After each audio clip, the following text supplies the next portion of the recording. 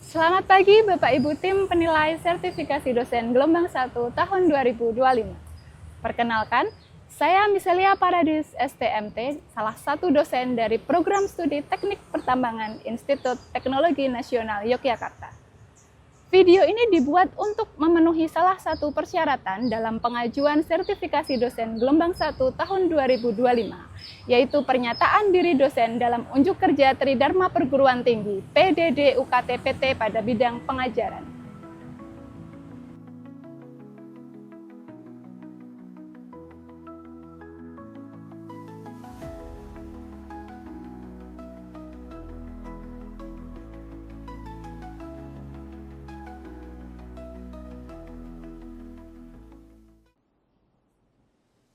Pada kesempatan ini, mata kuliah yang saya ambil sebagai contoh video pembelajaran adalah mata kuliah wajib pada program studi teknik pertambangan, yaitu pemindahan tanah mekanis. Mata kuliah pemindahan tanah mekanis merupakan mata kuliah wajib semester 4 dengan kredit 3 SKS. Pemindahan tanah mekanis merupakan mata kuliah yang memberikan pengetahuan mengenai teori dan aplikasi pemilihan alat serta penggunaan alat mekanis yang digunakan dalam kegiatan penambangan. Fokus utama dari mata kuliah ini meliputi pemahaman mendalam mengenai jenis-jenis alat mekanis, kriteria pemilihan alat, dan evaluasi produktivitas berbagai macam alat mekanis.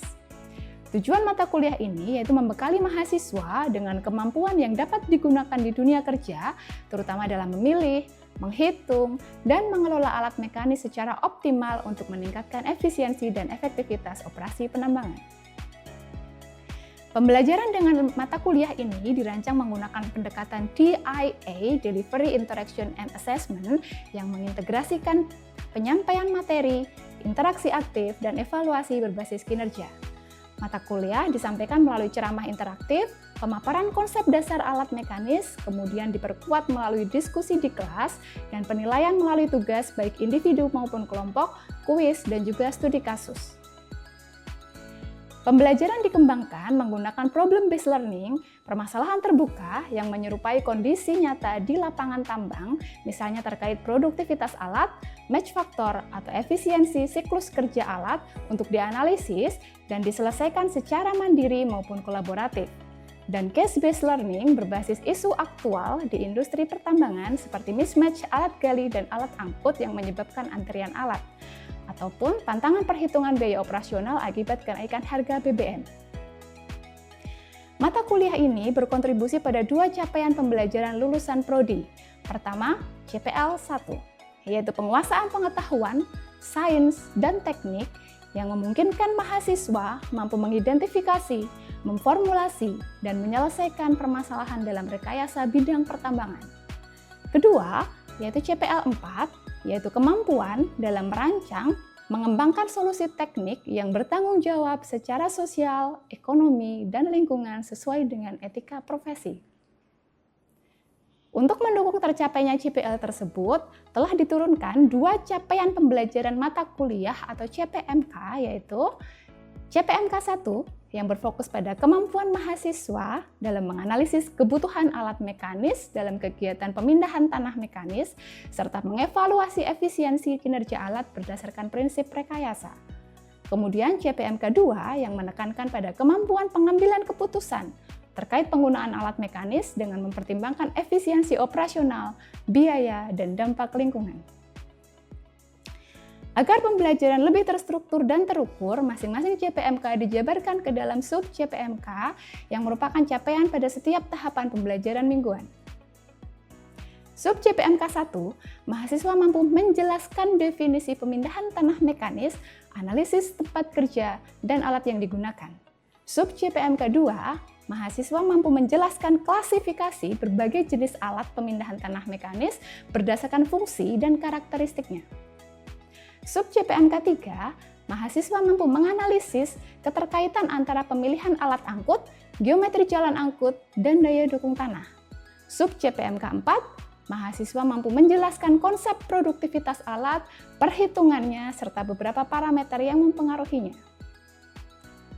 Sub CPMK 5, mahasiswa mampu menganalisis konsep match faktor dan optimalisasi jumlah alat mekanis untuk meningkatkan efisiensi operasional tambang. Dan yang terakhir, sub CPMK 6, mahasiswa mampu menghitung biaya pemilikan dan biaya operasional alat mekanis untuk meningkatkan efisiensi biaya operasional tambang. Bahan kajian atau materi pembelajaran mata kuliah ini ada 8, yaitu pertama, definisi pemindahan tanah mekanis dan analisis tempat kerja. Kedua, dasar pemilihan alat mekanis. 3, alat bantu kerja mekanis. 4, unjuk kerja alat. 5, komponen siklus produksi. 6, keserasian alat kerja alat. 7, biaya pemilikan alat mekanis, dan terakhir adalah ke-8, biaya operasional alat mekanis.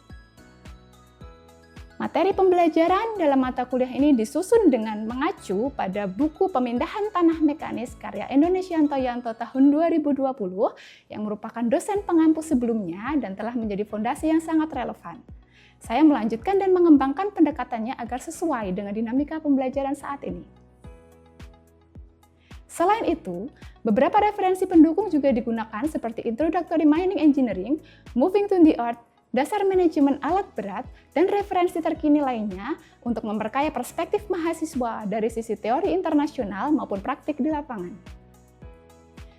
Untuk memastikan ketercapaian pembelajaran secara objektif dan terukur, penilaian dilakukan melalui 5 komponen, yaitu aktivitas partisipatif, tugas, dan UAS memiliki komponen yang terbesar, yaitu 25%.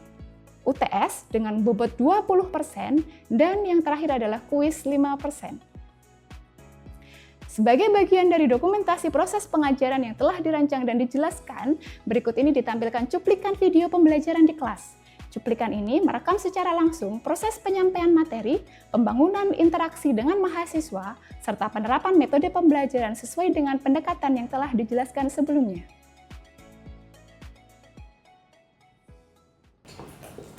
Selamat siang, Assalamualaikum warahmatullahi wabarakatuh.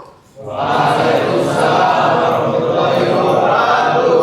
Selamat datang di kuliah pemindahan tanah mekanis pertemuan ke-14. Hari ini kita akan diskusi mengenai pemilihan alat mekanis dari sisi ekonomisnya. Yang pertama ada dari sisi biaya tetap, yaitu biaya pemilikan. Yang kedua adalah biaya variabel atau biaya operasional. Nah, kemudian ada lagi nih tambahan nanti satu, yaitu biaya tidak langsung atau biaya overhead yang kita sebut. Nah, sebelum masuk ke situ, kita akan flashback sedikit nih sebelumnya. Ingat nggak? Pertemuan sebelumnya kita sudah dapat menilai pemilihan alat itu dari sisi teknis. Nah, apa aja kira-kira bagaimana kita menentukan efisiensi alat dari sisi teknis? Yuk. Pertama, dilihat dari apanya? Iya, betul, dari spesifikasi alatnya ya. Kaitan nanti dengan apa, Dek? Iya, kapasitas alatnya berapa, disesuaikan dengan volume pekerjaan yang akan dilakukan. Apalagi dari sisi apa lagi, Dek? Tadi yang di sini. Apa, Dek? Oke. Dari pemilihan? Pemilihan barangnya. Oke, berarti dari sisi merek ya. Tadi kaitannya dengan kapasitasnya, kemudian dikaitkan dengan job condition analisis. Jadi di mana sih alat tersebut akan bekerja? Apakah kita pakai roda ban atau pakai roda crawler ya atau kelambang? Kan itu tentu berkaitan dengan kondisi lokasi kerja kita. Betul, sip. Next, supaya matching nih serasi, kayak kita serasi sama pasangan kita mau serasinya alat dinilai dari apa namanya? Iya benar, match faktor keserasian. Betul sekali. Nah, apa yang terjadi ketika match faktornya nggak mendekati satu? Kalau ideal kan satu ya, tapi nggak mungkin mendekati satu. Adanya apa kira-kira? Oh, jelek nih, iya, kerugian ya. Kenapa rugi, Dek? Oke, betul, nggak sebanding ya kerjanya si alat angkut dengan si alat gali muat pasangannya. Gimana? Jomplang, akhirnya rugi deh dari sisi cost-nya.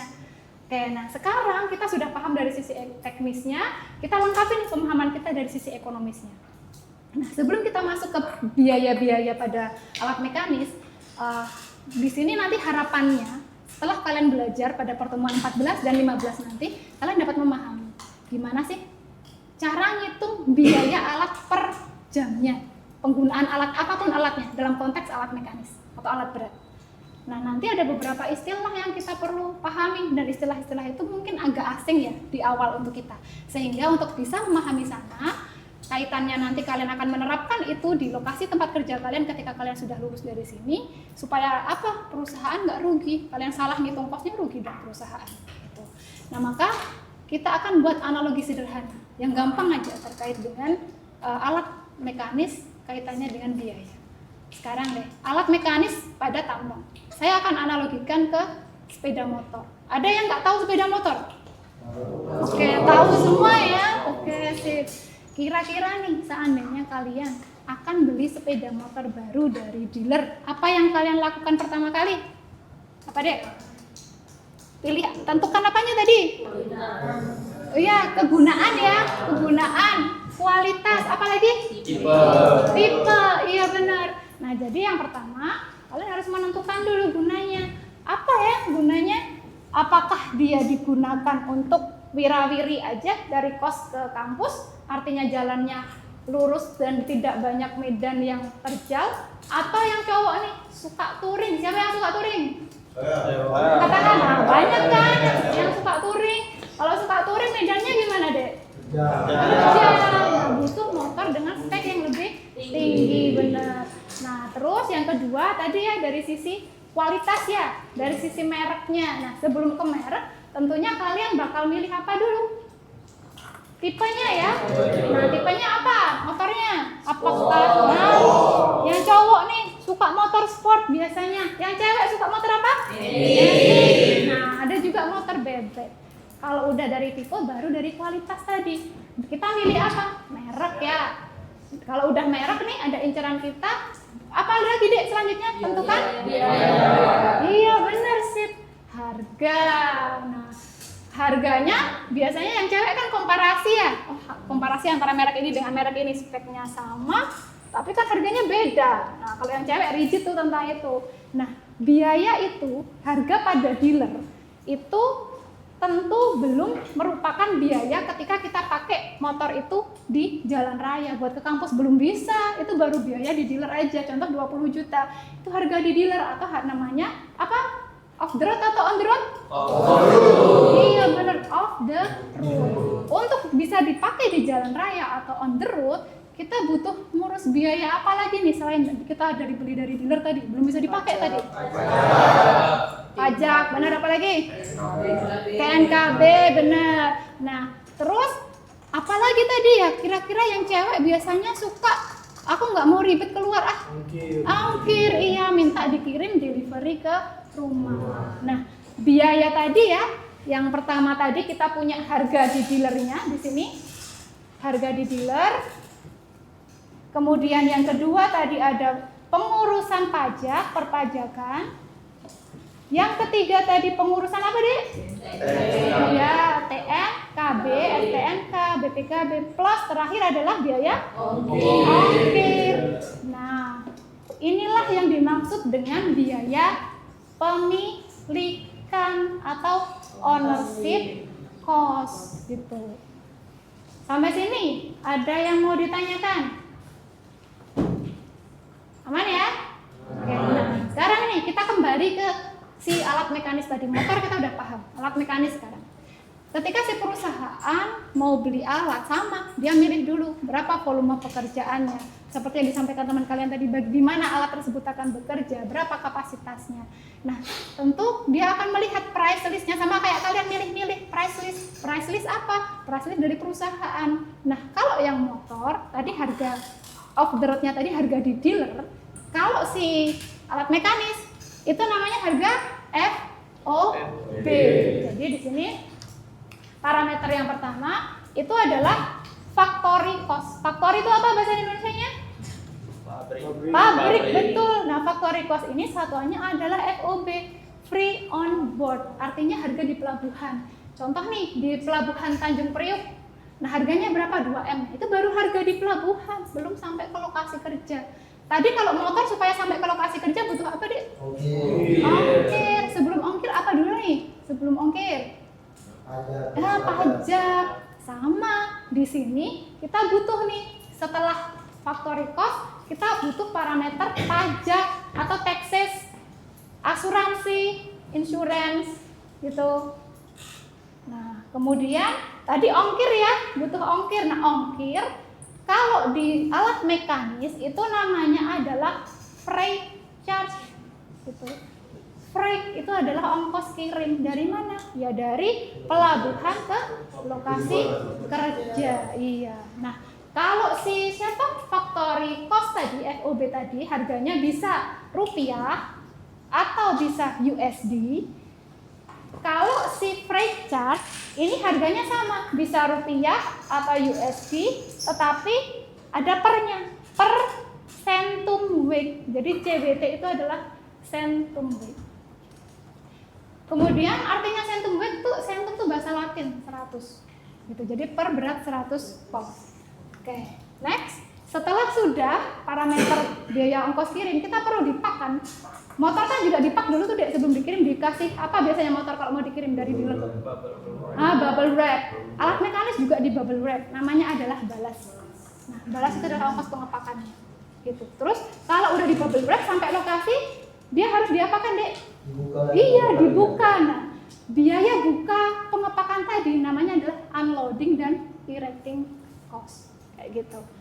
Jadi ada lagi tambahan di sini ya, kaitannya dengan biaya awal atau initial investment. Di sini adalah unloading dan erecting cost. Gitu. Nah, kemudian kalau sudah dibongkar, muat, maka dia dikumpulkan di garasi kan. Nah, dari garasi kita akan bawa ke job site kita. Itu namanya moving to job. Jadi, inilah parameter-parameter yang digunakan untuk investasi awal totalnya untuk si pembelian alat. Apa aja tadi, Dek? Coba diulang terkait biaya pembelian awalnya. Nah, sebelah sini, apa tadi biaya pembelian awal untuk alat total initial investment? Apa aja yang termasuk dalam total initial investment? Harga dealer, factory cost. Iya benar, factory cost, harga pabrik. Apa lagi? Freight charge, betul. Apa lagi? Balas, betul. Dipak. Apa lagi kalau udah dipak? Iya, tire and top cost, betul, sip. Biaya pembelian bannya. Apa lagi? Ada lagi? Iya, unloading dan erecting, dibongkar muat. Ada lagi nggak? Satu lagi? Iya benar, moving to job. Nah, itu namanya biaya awal kalau yang motor sudah sampai ke rumah kita. Nah, itu adalah disebut dengan bahasa Inggrisnya kalau dalam alat mekanis total initial investment atau TII. Sampai sini ada yang mau ditanyakan? Oke, nggak ada ya. Kalau misalnya pertanyaan saya sekarang, misalnya saya beli alat mekanis, kemudian saya nggak mau pakai nih, biar awet kok alatnya, simpan aja di gudang. Tetap ngeluarin biaya nggak kira-kira alatnya? Iya, benar ngeluarin. Karena apa sih alat mekanis tetap ngeluarin biaya, walaupun nggak dipakai? Iya, pajak, betul. Apalagi, Dek? Perawatan.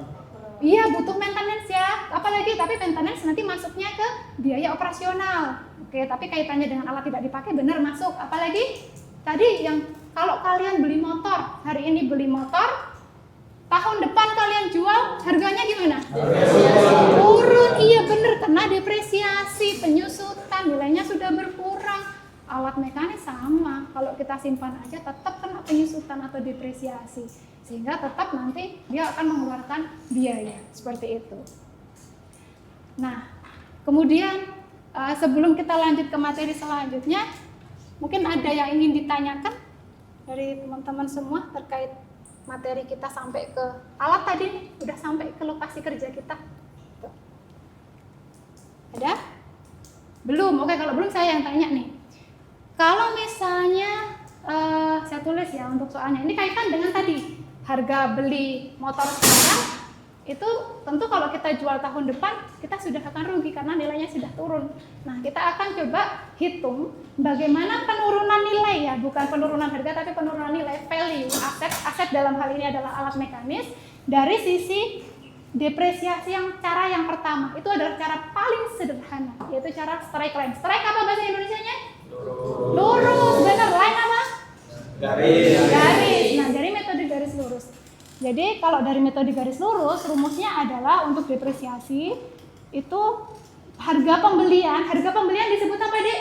Inisial investment. Iya benar, initial investment. Maka di sini harga belinya TII dikurangi nilai sisa atau salvage value dibagi tahun. Contohnya misal harga belinya di sini 2M, nilai sisanya kalau dijual dia cuma laku 25 juta. Umur ekonomis alatnya adalah 5 tahun. Nah, hitung depresiasi dengan metode strike kalian. Yuk, silahkan angkat tangan. Saya Bu. Oke, silahkan deh.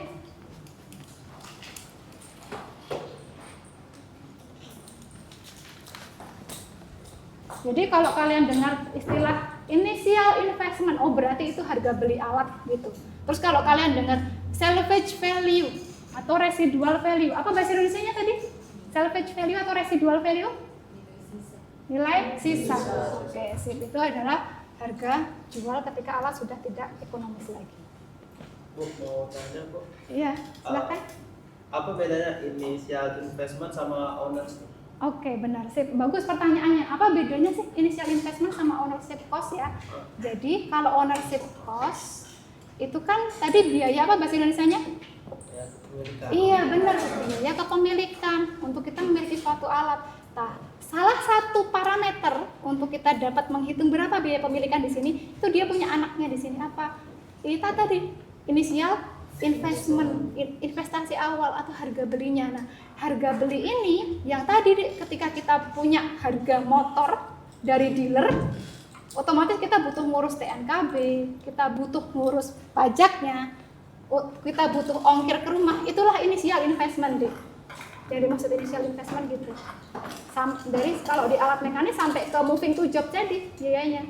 Apa aja tadi? Yang pertama kalau yang untuk alat mekanis untuk initial investment FOB ya. Terus factory cost atau FOB, freight charge, biaya angkut, balas, pengepakan, apalagi? Iya, unloading dan erecting ya, dan moving to job. Nah, kalau tadi ownership itu kan salah satunya ada parameternya initial investment. Ada lagi, bukan cuma initial investment aja. Jadi ada lagi kayak economic life-nya, biaya ekonomis. Kemudian apalagi selain economic life, yang ketiga itu adalah depresiasi. Nah, setelah depresiasi apalagi pembelian ban. Nah, sampai sini dulu. Ada yang mau ditanyakan? Silakan. Iya, silakan. Untuk slide yang ban tadi, Ya. kenapa bannya masuk ke operating cost? Oke. Kenapa bukan di ownership? Oke, kenapa ban masuk ke biaya operasional, bukan biaya pemilikan? Padahal kan belinya di awal ya, kok masuk biaya operasional? Nah, kira-kira kalau motor kalian, bannya itu lebih lama umurnya dari motor atau lebih cepat? Iya, selama kalian pakai motor, kalian bakal ganti ban beberapa kali kan? Begitu juga dengan alat mekanis. Jadi kalau alat mekanis, umur ban itu biasanya cuma sampai 6.000 jam. Tapi kalau umur alat bisa sampai 12.000 jam. Artinya, selama pemakaian alat, kan kita harus ganti ban. Sekali cukup nggak? Enggak, iya. Masa kita jalan tanpa ban ya alat mekanisnya? Jadi makanya perlu pembelian ban lagi. Nah, pembelian ban itu nanti masuknya ke biaya operasional. Seperti itu. Ada lagi yang mau ditanyakan? Silakan. Oke, tadi kan sudah nih total initial investment sampai ke alat, sampai ke lokasi kerja ya. Parameter yang kedua tadi apa? Selain TII? Economic? Iya, economic life. Apa itu economic life tadi? Umur alat. Ekonomik apa ekonomik? Bahasa Indonesianya? Iya, untung ekonomis ya, yang masih menguntungkan kalau dipakai gitu. Terus habis economic life apa deh? Yang ketiga tadi? Iya, depreciation ya, depresiasi. Yang keempat apa tadi? Iya, betul, average investment. Jadi kita butuh nih investasi tahunan rata-ratanya berapa sih per tahun? Selama kapan Bu? Kapan berhentinya? Ya selama umur pakai alat, tergantung umur pakai alat ekonomisnya berapa tahun gitu. Contoh nih Dek, tadi ya yang ngerjakan ini nilainya berapa? 2M dikurangi 25 juta dibagi 5 tahun. Oke benar, 396 juta. Ini kalau umur alat selama berapa? 5 tahun. Pertanyaan saya, kalau umur alat bukan ekonomis ya, tapi useful life-nya 7 tahun. Kalau ini kan economic life-nya 5 tahun. Sekarang useful life-nya 7 tahun. Kira-kira depresiasinya tetap 396 juta atau enggak nih? Coba dipikir dulu. Enggak, ada lagi yang lain. Ini kan economic life-nya 5 tahun, depresiasinya 396 juta. Kalau useful life, ingat ya useful life itu berarti alat masih bisa dipakai walaupun sudah tidak ekonomis, sudah sering masuk bengkel. sudah sering harus ganti spare part, dipakai bentar ke bengkel atau ke workshopnya lama. Sama nggak nilai depresiasinya? Kira-kira gimana? Sama, karena acuan kita untuk depresiasi adalah economic life, bukan useful life gitu. Jadi mau useful life-nya 20 tahun, ya tetap sama, depresiasinya segini. Emang mau kalau perusahaan alatnya sudah sering rewel dipakai terus? Enggak, kenapa? Karena perusahaan tambang itu cirinya apa sih, ciri perusahaan tambang? Dari sisi pembiayaannya padat modal, betul. Kalau padat modal, alatnya gampang rusak, lah berarti kan produksi nggak tercapai, ya nggak? Produksi nggak tercapai, untung apa rugi? Jadi alat udah habis 5 tahun, ya udah stop, dia akan jual selakunya sebagai nilai sisa tadi. Nah tapi dia udah punya nih 396 juta per tahun yang dia saving, sehingga pada tahun kelima dia sudah punya alat baru. Dari mana? Dari saving per tahunnya tadi dikumpulkan, dia sudah bisa beli alat lagi. Jadi udah nggak pusing lagi, butuh duit lagi. Enggak, seperti itu. Jadi, paham ya?